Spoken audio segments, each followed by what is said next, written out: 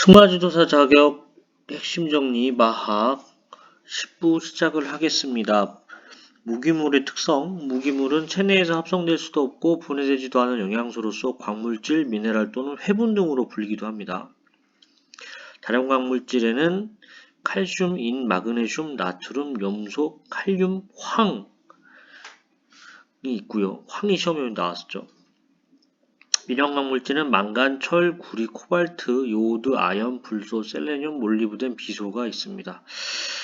다른 광물질하고 미령광물질 차이는 좀 비교적 무기물 중에서도 많이 필요한 물질, 적게 필요한 물질 이 정도로만 이해하셔도 될 것 같고요. 어쨌든 황이 다량광이다, 뭐 철, 구리 이런 좀 저희한테 친숙한 그런 물질 같은 경우에는 철하고 구리 같은 경우에는 미량광 물질이다 이 정도만 아셔도 되지 않을까 싶습니다. 무기물은 체액의 구성 성분으로 산, 염기의 균형 등을 조절하여 효소의 구성 성분이나 활성제 역할도 합니다. 무기물은 일반적인 기능에서 골격 구조물로 동물체를 지지하는 경조직의 구성 성분, 근육, 소화장기 등 연조직을 구성하는 단백질이나 지방 같은 조직의 구성 성분, 체액의 구성 성분으로 산, 염기의 균형 조절, 효소의 구성 성분이나 활성제 역할, 이런 것들이 있겠습니다. 무기물의 특성. 일반 수분가 초지보다는 두가 초지가 칼슘 함량이 더 높습니다. 칼슘과 인은 동물체에 함유되어 있는 무기물의 70%를 차지를 하고요. 요구량 이상의 미량과 물질을 섭취할 경우 중독증 또는 과다증이 발생을 할 수 있습니다. 주요 미량각 물질의 기능과 결핍증. 셀레늄은 글루타티온 과산화 효소의 구성 성분으로 해독 및 항산화 작용이 있고요.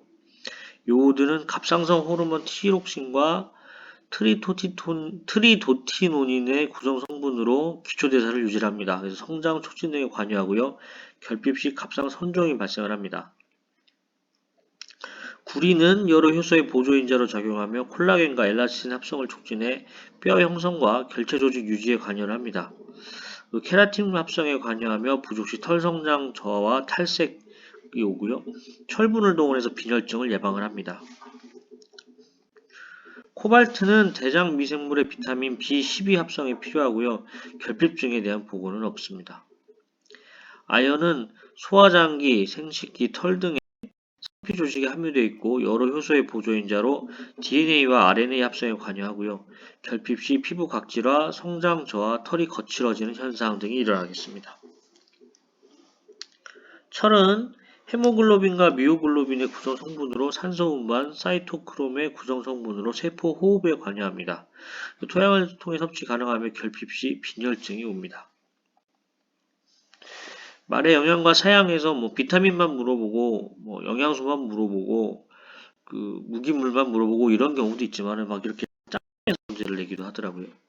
비타민 A 같은 경우에는 시력 유지 및 야맹증 예방, 결핍 시 성장 지형, 골격 발달 이상, 거친 피부, 번식 능력 저하 이런 게 문제가 되겠고요. 비타민 K는 결핍 시 혈액 응고 지연과 출혈이 일어나겠습니다. 단백질은 면역과 성장 호르몬에 관여가 되고요. 그리고 면역 글로불린, 항체 이런 거에도 있고 성장 촉진 이런 기능 등도 있습니다. 망간은 여러 효소의 보조인자로 단백질, 탄수화물, 지방 대사에 관여하고요. 결핍 시 성장저하, 성성숙 지연, 번식 능력 저하, 뼈 발육 이상 등의 효과를 미치겠습니다. 다량광 물질 관련해서는 황이 아까도 말씀드렸지만 시험에 나왔는데요. 다량광 물질로 황함유 아미노산이 세 가지가 있습니다. 시스타인, 시스테인, 메티오닌 이렇게 있는데요. 이 황함유 아미노산이 아닌 것은 해가지고 여기에다 하나 더 해가지고 4개가 찍는 문제가 나왔고요. 그냥 꼼수로 황함유 아미노산의 시스타인, 시스테인, 메티오닌이 끝날 때가 IN2자로 끝나더라고요. 이런 거 좀 꼼수를 알아두시면 낫지 않을까 생각이 되고요. 비타민, 티아민, 비오틴, 호르몬, 그러니까 인슐린과 프로닥틴, 그리고 헤파린, 엔자임 A 같은 유기물의 구성 성분으로 중요한 역할을 또 하겠습니다. 트립토판이 그때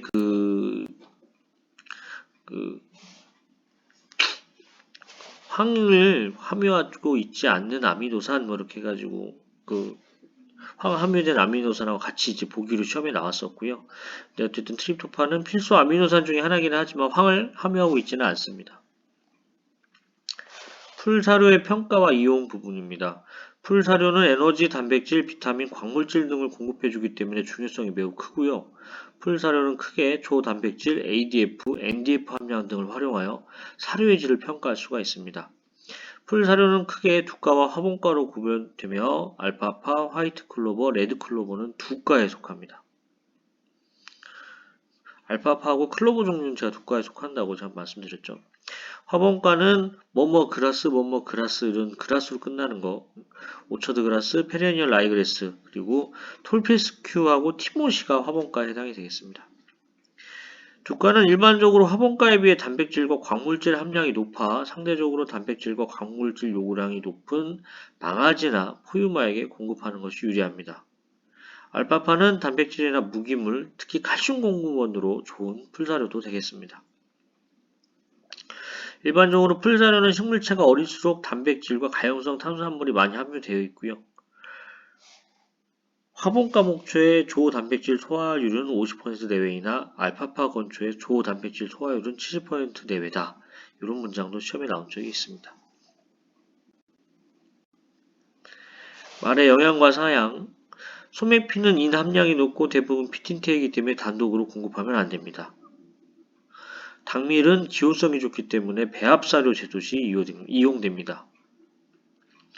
귀리는 말에게 기호성이 좋고요. 옥수수에 비해 단백질과 라이신 함량이 다소 높으나 섬유소 함량은 높고 전분 함량은 낮아 에너지가는 낮습니다.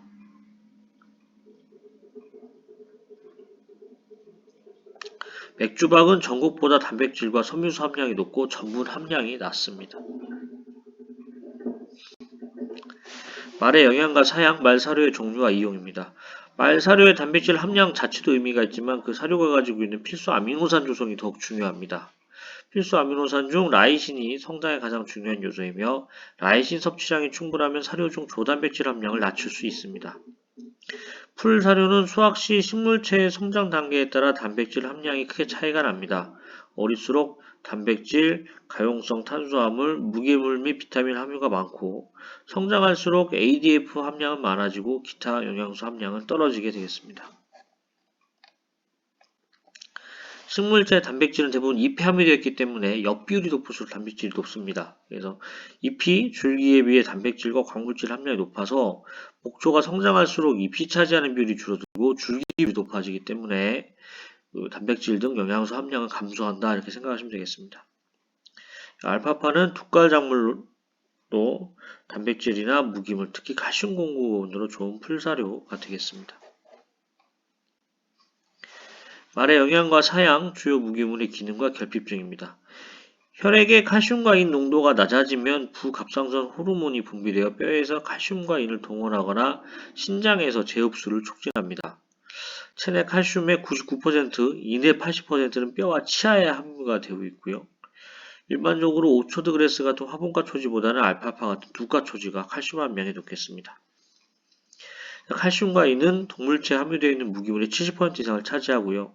말 사료에서 칼슘과 인의 함량의 비율은 1대1에서 2대1 정도가 적당합니다. 칼슘과 인은, 그러니까 인이 많으면 안 돼요.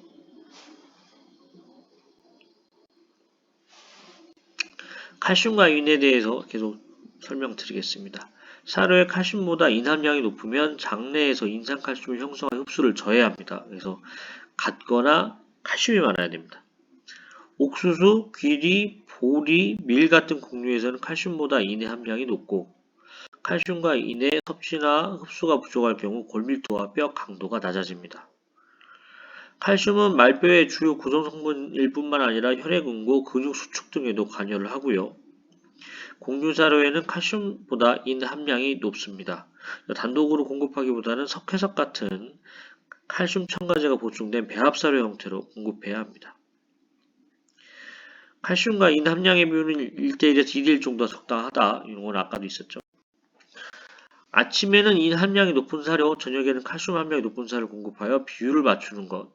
요거는 바람직하지 않습니다. 그래서 항상 먹일 때 그때그때 비율을 맞춰서 줘야지 뭐 아침에 많이 먹었다고 저녁에 때 조금 주고 뭐 이런 거는 안 된다 보시면 되겠습니다. 일반적으로 오처드그레스 같은 화분과 초지보다는 알파파 같은 두지가 칼슘 함량이 높습니다. 아침에는 요거는 제가 문장을 중복으로 썼네요. 어쨌든 다시 말씀드리면 매 끼니마다 칼슘과 인의 함량을 맞춰야 된다. 요게 중요하다. 이게 생각하시면 되겠습니다. 과학적 훈련, 수영 훈련부터는 제가 다음 시간에 하도록 하겠습니다. 도움이 되셨다면 구독과 좋아요 부탁드립니다. 감사합니다.